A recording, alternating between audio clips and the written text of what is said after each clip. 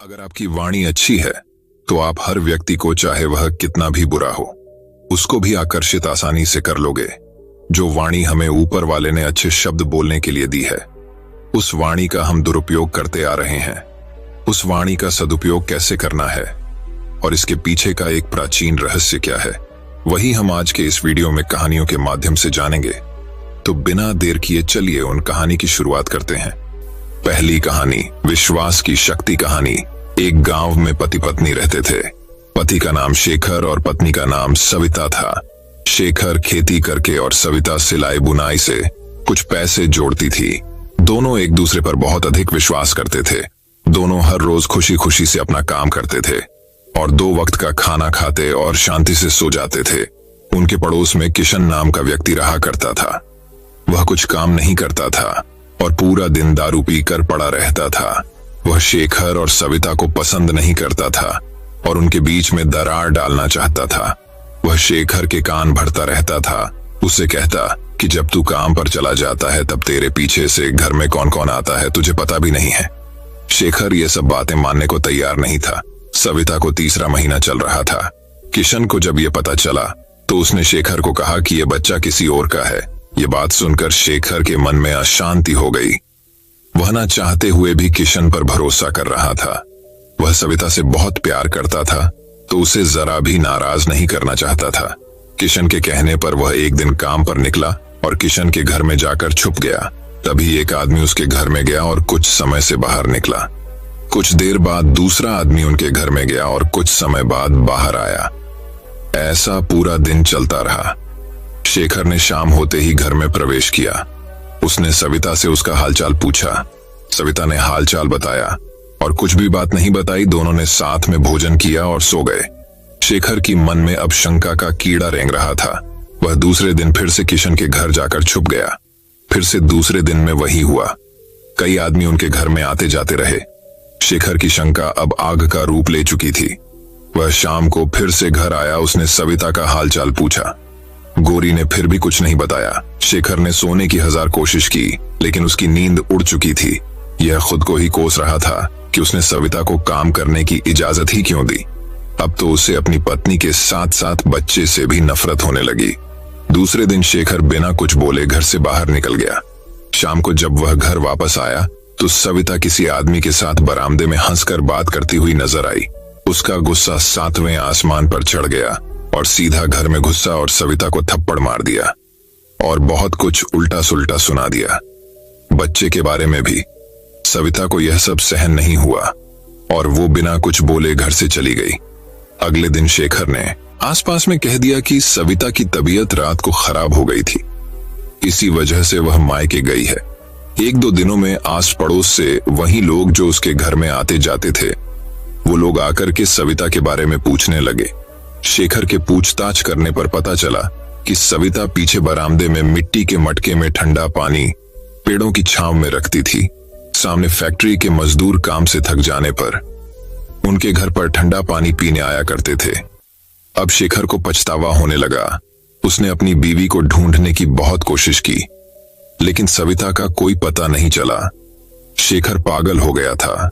वह एक बार सविता से मिलकर माफी मांगना चाहता था और वह पूरा दिन सविता के नाम से रोया करता था। उसने काम करना छोड़ दिया। उसका घर सब लोगों ने हड़प लिया और उसके इसी पागलपन की वजह से उसे गांव से बाहर निकाल दिया गया। कहते हैं आज भी आसपास के गांव में वह भटकता हुआ नजर आता है और हर किसी से एक ही सवाल पूछता है कि आपने सविता को देखा है। हमें यही शिक्षा मिलती है कि अपनों पर कभी भी किसी और के कहने पर विश्वास नहीं तोड़ना चाहिए और अगर किसी वजह से कोई गलतफहमी हो जाए तो उसे आपसी बात विमर्श से या किसी की सहायता से खत्म कर लेनी चाहिए। किसी भी बात की शंका की नजर से देखना ही आधा रिश्ता खराब कर देता है। अपनों पर किया गया विश्वास किसी और के कहने पर तोड़ा नहीं करते हैं। इसीलिए सतर्क रहिए। तो प्यारे दर्शकों, चलिए अब हमारे दूसरे कहानी की शुरुआत करते हैं। दूसरी कहानी, आपकी अपनी सोच आपको जीवन में सफल और असफल बनाती है। क्या आप जानते हैं कि आपके जीवन में घटने वाली हर घटना के पीछे कहीं न कहीं आपकी सोच का परिणाम मात्र ही है। कोई भी व्यक्ति अपनी सोच से सब कुछ बदल सकता है। अगर आपकी सोच पर नियंत्रण है तो आप अपनी जिंदगी में जो चाहें हासिल कर सकते हैं। आपकी सफलता आपके सोच से प्रभावित होती है और ये ही जीवन में आपको सफलता या असफलता की ओर ले जाती है। इसलिए अपनी सोच को हमेशा सही और ऊंचा रखें और मुश्किलों में भी अपनी सोच को नकारात्मक न होने दें। किसी गांव में पानी की बहुत भारी समस्या थी। ग्रामीणों ने सभा कर इस समस्या के लिए दो दोस्तों रामलाल और श्यामलाल को चुना, जो अक्सर खाली रहा करते थे क्योंकि उनके पास करने के लिए कोई काम नहीं था। ग्राम सभा ने उन्हें कुछ दूरी से गुजरने वाली नदी से पानी भरकर गांव में पहुंचाने को कहा, जिसके बदले में उन्हें पैसे मिलते। रामलाल और श्यामलाल इस काम के लिए राजी हो गए। दोनों दोस्त दूर नदी से पानी विष मटका रोज भरकर लाते और एक मटके पानी के बदले में 2 रुपए लेते। ऐसा वो दिन में 2 बार करते, जिनसे उनकी आमदनी होने लगी और उनके बेरोजगारी की समस्या के साथ साथ गांव की पानी की समस्या भी समाप्त होने। कुछ महीनों के बाद रामलाल ने सोचा कि आखिर वो दोनों दोस्त कब तक इस तरह से पानी लाते रहेंगे। एक दिन रामलाल ने श्यामलाल को कहा, ऐसा कब तक चलता रहेगा? कब तक हम पे पानी के मटके नदी से भरकर लाते रहेंगे? आज हमारे हाथ पैर सही है, अगर हमें कल कुछ हो गया या हम में से कोई बीमार पड़ गया तो हमारे घर का चूल्हा कैसे जलेगा? हम अपने घर वालों को कैसे पालेंगे? रामलाल की बात सुनकर श्यामलाल बोला कि भाई, इतना सोचने की क्या जरूरत है? सब कुछ तो सही चल रहा है, हमारी अच्छी खासी कमाई हो रही है। पता नहीं तुम्हारी सोच को क्या हो गया है। अगर हमने कुछ ऐसा वैसा किया तो हो सकता है कि हमसे ये काम भी हाथ से निकल जाए। श्यामलाल की बात सुनकर रामलाल बोला, मैं अपनी ऐसी स्थिति से संतुष्ट नहीं हूं, मुझे तो कुछ करना होगा। मैं ऐसे ही अपना सारा जीवन नहीं बिता सकता। इन सब के बाद रामलाल दूसरे दिन पानी न लाने जाकर इसका उपाय खोजने लगा, जबकि श्यामलाल नदी से मटके भरकर लाने का काम अकेला करने लगा। एक दिन रामलाल नदियों की ओर जा रहा था, तभी उसने देखा कि कुछ हाथी नदी के किनारे पानी पी रहे थे। तब रामलाल को हाथियों के सूंड को देखा तो उसे एक उपाय आया कि क्यों ना नदी के पानी को पाइप द्वारा गांव तक पहुंचाने का काम किया जाए। अगर ऐसा हो गया तो गांव की पानी की सारी मुश्किल ही खत्म हो जाएगी।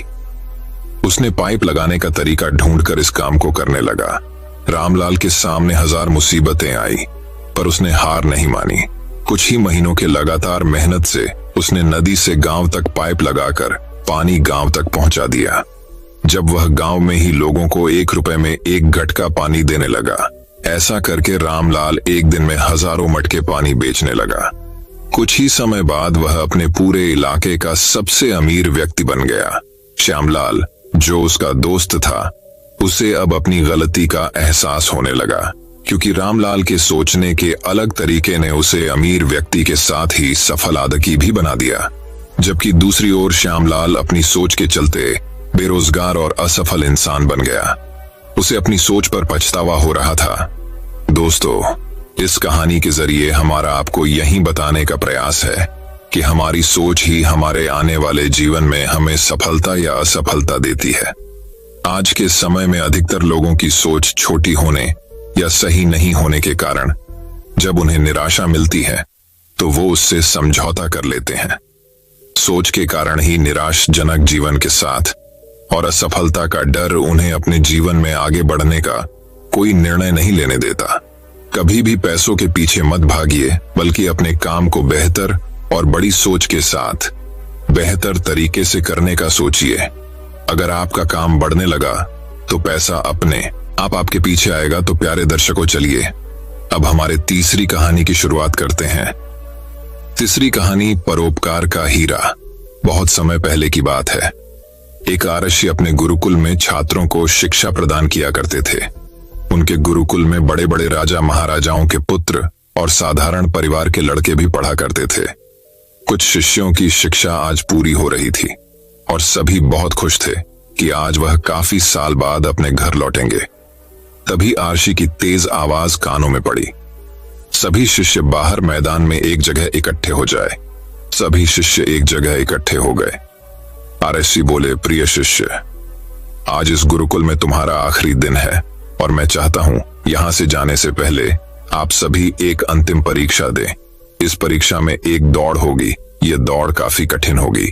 इसमें आपको कहीं पानी में दौड़ना होगा तो कहीं पत्थर पर से कूदना होगा और आखिरी हिस्से में एक अंधेरी सुरंग से गुजरना होगा।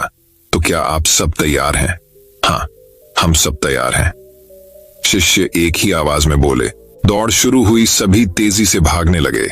वे सभी बाधाओं को पार करते हुए आखिर में सुरंग के पास पहुंचे। वहां बहुत अंधेरा था और उसमें जगह जगह नुकीले तीखे पत्थर भी थे, जिसके चुभने पर असहनीय पीड़ा का अनुभव हो रहा था। सभी असमंजस में पड़ गए।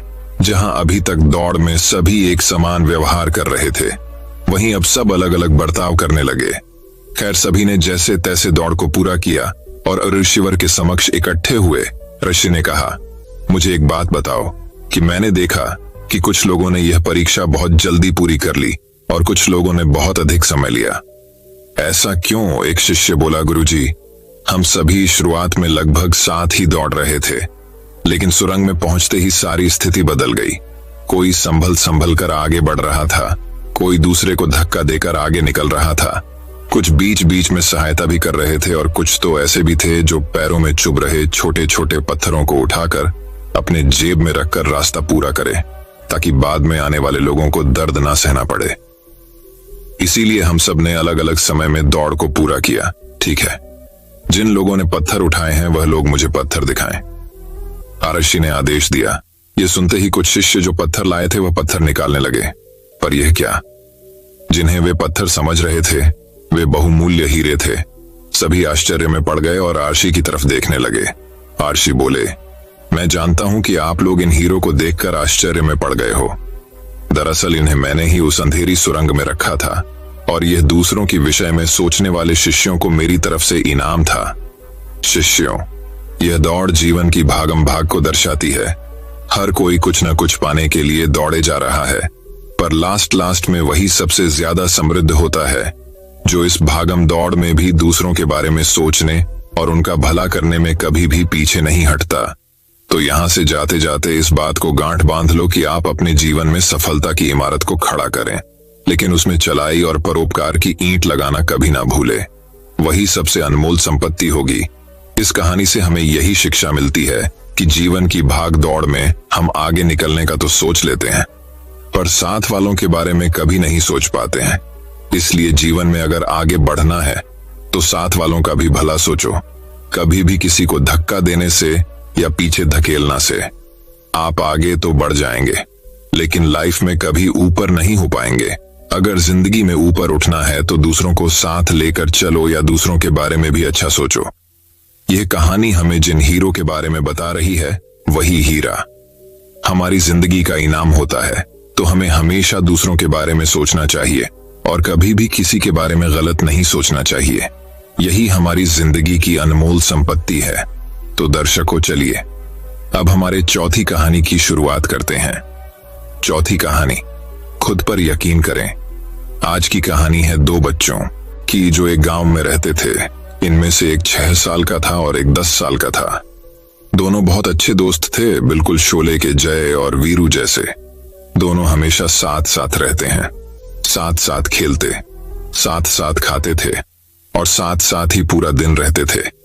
एक दिन खेलते खेलते वह लोग गांव से थोड़ा दूर चले गए और दोनों खेलने में बहुत मग्न थे। उनमें से जो बड़ा बच्चा था 10 साल वाला, वो कुएं में गिर गया और जोर जोर से चीखने लग गया क्योंकि उसे तैरना भी नहीं आता था। और यह देखकर छोटा वाला बहुत परेशान हो गया। उसने आसपास नजर डाली, आवाज भी लगाई, पर कोई भी नजर नहीं आया। वह इधर उधर जाकर भी देखा, पर कोई भी नहीं था। तब उसकी नजर एक बाल्टी पर पड़ी है जिस पर एक रस्सी बंधी थी। उसने 1 सेकंड भी खराब नहीं किया और बाल्टी को कुएं में फेंक दिया और बड़े वाले दोस्त को बोला कि तू बाल्टी को पकड़ ले।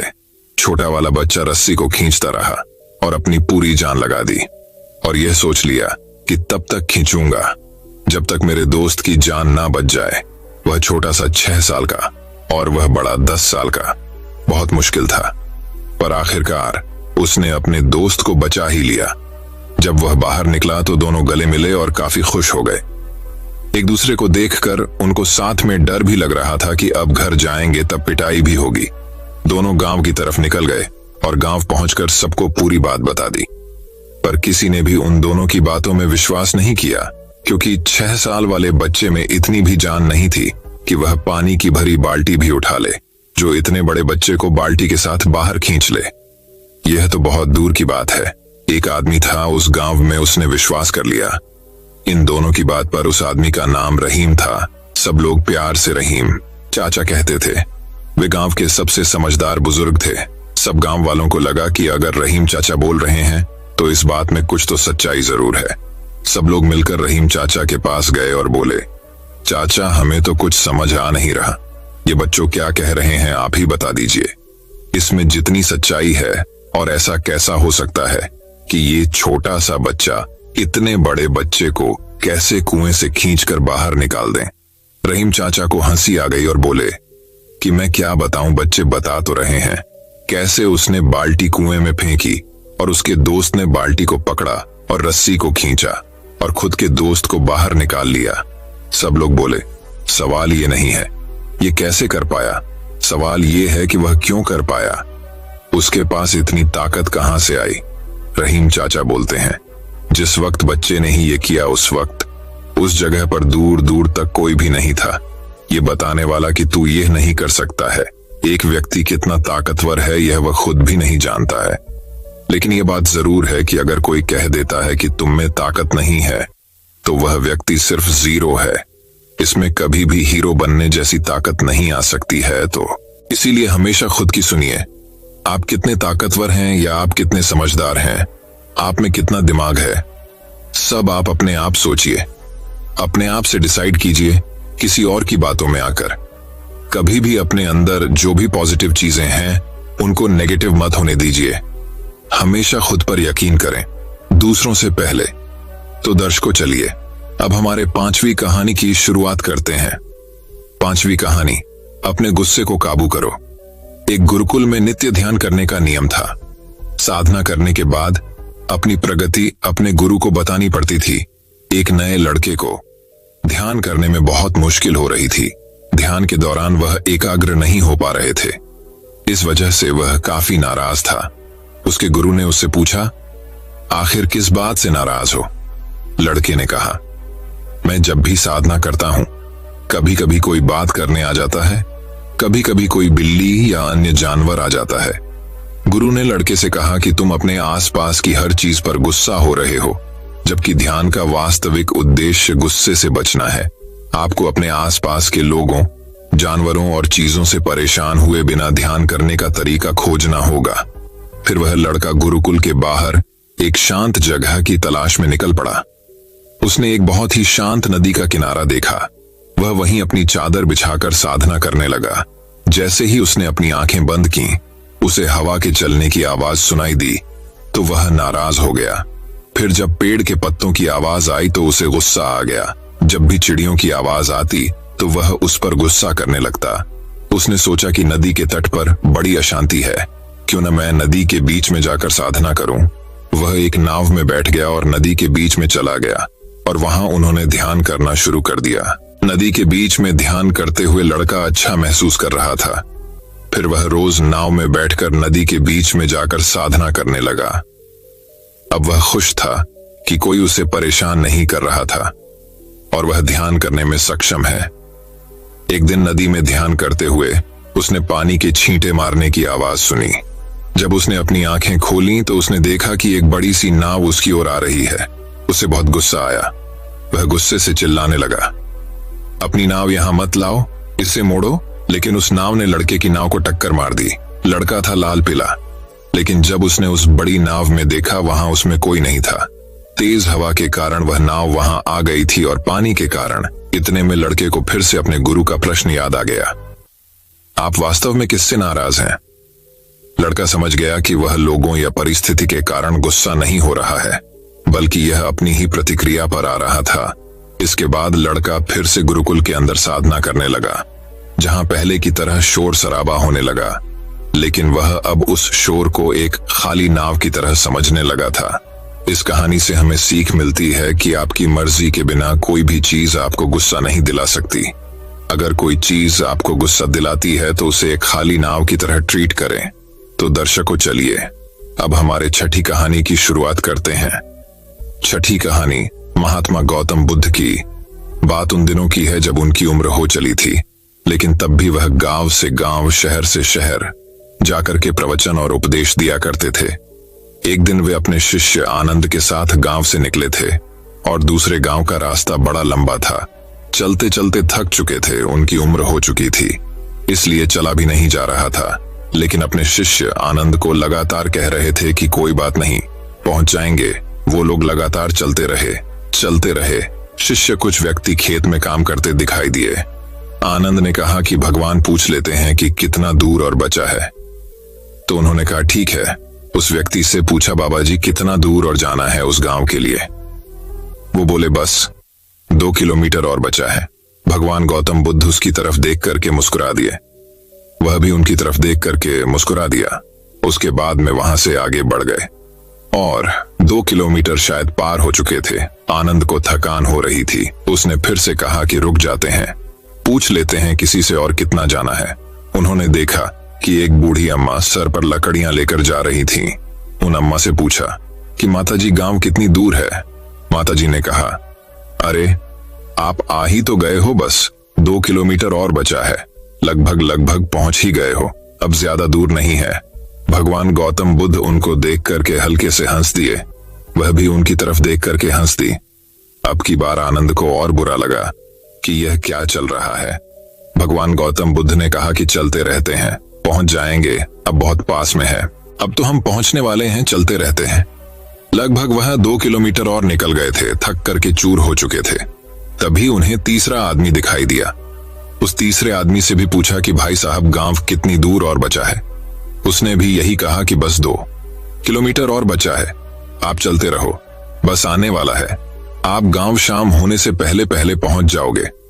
और यह कह करके वहां से चला गया। तीसरा व्यक्ति वहां से चला गया तो आनंद ने जो सामान उठाया हुआ था उसे जमीन पर पटक दिया और भगवान गौतम बुद्ध को कहा कि गुरुदेव माफी चाहता हूं, मुझे मालूम है आप कहते हैं कि फालतू सवाल नहीं करने चाहिए, फालतू के सवालों से हमारी ऊर्जा व्यर्थ होती है, लेकिन आज मैं आपसे पूछना चाहता हूं, आप ये क्या करवा रहे हैं?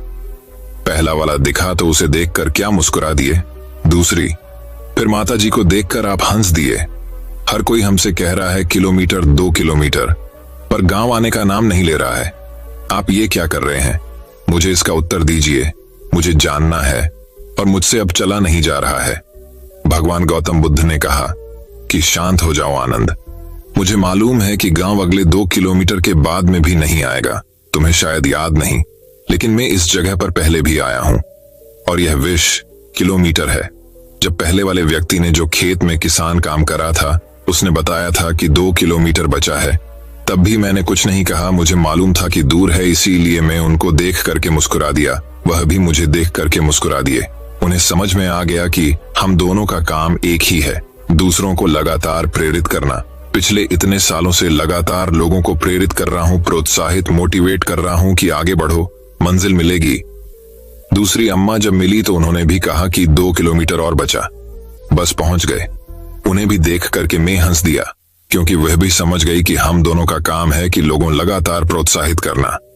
और तीसरा वाला जो मिला उसने भी यही कहा कि बस आप पहुंच ही गए हैं, नाम होने से पहले पहले पहुंच जाएंगे, हम सबका काम एक ही है, इसीलिए हम एक दूसरे को देख करके मुस्कुरा रहे थे। मुझे मालूम है कि गांव दूर है, लेकिन तुम्हें अगर कहता 20 किलोमीटर चलना है तो शायद तुमसे इतना भी नहीं चला जाता। इन 3 लोगों ने हमें 2-2 करके 6 किलोमीटर तो पार करवा दिए। किलोमीटर के भरोसे हमने 6 किलोमीटर पार कर लिया। मुझे मालूम है कि तुम थक चुके हो, आगे एक बड़ा सा पेड़ है, इसके नीचे जा आराम करते हैं, आज की रात यही बिताते हैं, कल सुबह फिर से चलेंगे, चिंता मत करो, लेकिन याद रखना दुनिया में दूसरों को लगातार मोटिवेट करना मत भूलना। कहानी बहुत छोटी है, लेकिन असल जिंदगी में भी हमारे आसपास ऐसे लोग होते हैं जो हमें इंस्पायर करते और मोटिवेट करते चलते हैं। कुछ ऐसे लोग भी होते हैं जो हमें डिमोटिवेट करते हैं। जिंदगी में लोग कई तरह के मिलते हैं और मिलेंगे, हमें सिर्फ उन लोगों पर ध्यान देने की जरूरत है जो हमें पवित्र और सकारात्मक ऊर्जा दे सके और जिनसे हम कुछ सीख सके। नकारात्मक लोग न केवल हमें दुविधा में डालेंगे बल्कि हमें मंजिल से भी भटका देंगे। उन लोगों से करीबी बनाए रखिए जो आपको उत्साहित और प्रेरित करते हैं। तो दर्शकों, चलिए अब हमारे 7वीं कहानी की शुरुआत करते हैं। 7वीं कहानी, आज की कहानी। आपको लोगों की बातों में न आने से बचाएगी। एक मकड़ी थी, वह आराम से रहना चाहती थी, तो उसने आराम से रहने के लिए एक बड़ा और शानदार जाला बनाने का सोचा कि इस जाले में खूब कीड़े मक्खियां फंसेंगी और मैं उनको अपना भोजन बनाऊंगी और अकेली मजे से रहूंगी। वह एक घर में आई और एक कमरे के कोने को पसंद किया और वहां जाला बुनना चालू कर दिया। कुछ देर में आधा जाला बुनकर तैयार हो गया था। मकड़ी काफी खुश हुई कि जल्दी ही जाला पूरी तरह तैयार हो जाएगा। तभी उसने देखा कि एक बिल्ली उसे देखकर हंस रही थी। मकड़ी ने बिल्ली से पूछा, हंस क्यों रही हो? हंसू नहीं तो क्या करूं? बिल्ली ने जवाब दिया, यहाँ कीड़े और मक्खियां नहीं आती है, ये जगह तो एकदम साफ सुथरी है, यहाँ कौन आएगा तेरे जाले में? ये बात मकड़ी को सही लगी। उसने अच्छी सलाह के लिए बिल्ली को धन्यवाद दिया और जाला अधूरा छोड़कर दूसरी जगह तलाश करने लगी। उसने इधर उधर नजर डाली तो उसको एक खिड़की दिखाई दी और फिर उसमें जाला बुनना शुरू कर दिया। कुछ देर तक वह जाला बुनती रही। तभी एक बाहर से एक कौवा आया और मकड़ी पर हंसते हुए बोला, ओ मकड़ी, तू कितनी पागल और बुद्धू है? मकड़ी ने पूछा। क्यों, क्या हुआ? कौवा उसे समझाने लगा।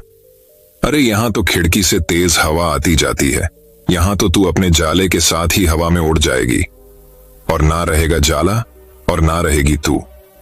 मकड़ी को यह बात ठीक लगी और वह वहां भी अपना जाला अधूरा छोड़कर सोचने लगी कि अब कहां जाला बनाया जाए। थोड़ा समय बीत जाने के बाद मकड़ी को भूख लगने लगी थी और थोड़ी थकावट महसूस भी होने लगी थी। अब उसे एक अलमारी दिखी। उस अलमारी का दरवाजा खुला था। ये देख उसी अलमारी में फिर से अपना जाला बुनना शुरू कर दिया। लगभग आधा जाला बुना ही था। तभी उसे एक चींटी नजर आई जो जाले को अचरज भरे नजरों से देख रही थी। मकड़ी को गुस्सा आ रहा था। मकड़ी गुस्से में चींटी से बोली, इस तरह क्यों देख रही हो मुझे? चींटी बोली मकड़ी को, अरे यहाँ क्यों जाला बुनने आई हो तुम? ये तो पुरानी बेकार फालतू अलमारी है, अभी ये यहाँ रखी है, कुछ दिनों में इस अलमारी को बेच दिया जाएगा और तुम्हारी सारी मेहनत फालतू चली जाएगी। ये सुनकर मकड़ी ने वहां से हट जाना ही सही समझा। बार बार प्रयास करने से वह काफी थक चुकी थी और उसके अंदर जाला बुनने की ताकत ही नहीं बची थी। भूख की वजह से बहुत परेशान हो रही थी। उसे पछतावा हो रहा था कि अगर पहले ही जाला बुन लेती तो अच्छा रहता, पर अब वह कुछ नहीं कर सकती थी, तो उसी एक हालत में एक जगह पड़ी। जब मकड़ी को लगा कि अब कुछ नहीं हो सकता है तो उसने पास से गुजर रहे एक कॉकरोच से मदद मांगी। कॉकरोच बोला, मैं बहुत देर से तुम्हें देख रहा था, तुम बार बार अपना जला बुनना शुरू करती और दूसरों की बातों में आकर झाला अधूरा छोड़ देती, और जो लोग ऐसा करते हैं उनकी यही हालत होती है। और ऐसा कहते हुए वह अपने रास्ते चला गया और मकड़ी पछताती हुई निढाल पड़ी रही। वह सफलता के बहुत नजदीक थी, पर लोगों की बातों में आकर उसने अपना काम बीच में ही छोड़ दिया। दोस्तों, हमारी जिंदगी में भी कई बार ऐसा होता है कि हम कोई काम करना शुरू करते हैं और शुरू में हम लोग काम करने के लिए बहुत एक्साइटेड भी रहते हैं, पर लोगों के कमेंट करने की वजह से हम लोग ढीले पड़ जाते हैं और वह काम बीच में ही छोड़ देते हैं। और जब बाद में पता चलता है कि हम अपने सफलता की कितने नजदीक थे, तो बाद में बहुत पछतावा होता है। और आप सबको पता है, बाद में पछताने के अलावा हमारे पास कुछ नहीं बचता है। अब पछतावा होने से क्या फायदा जब चिड़ियाओं चुग गई खेत। इसीलिए हमेशा वक्त की कदर करनी चाहिए। दोस्तों, मैं उम्मीद करता हूं कि यह कहानी सुनने से आपके जीवन में अच्छे बदलाव आए होंगे। आपको इस वीडियो से क्या सीखने मिला, ये कमेंट करके जरूर बताएं और अपने परिवार, दोस्तों या आपके करीबी इंसान के साथ ये कहानी शेयर करके उन्हें भी इस ज्ञान से परिचित करवाएं। बाकी अगर आपको यह वीडियो दिल से अच्छी लगी हो तभी इस वीडियो को लाइक कर देना, और आपने अब तक इस चैनल को सब्सक्राइब न किया हो तो चैनल को सब्सक्राइब भी जरूर कर देना। आपका हर दिन शुभ हो और खुशियों से आपका जीवन भरा रहे। धन्यवाद। नमो बुद्धाय।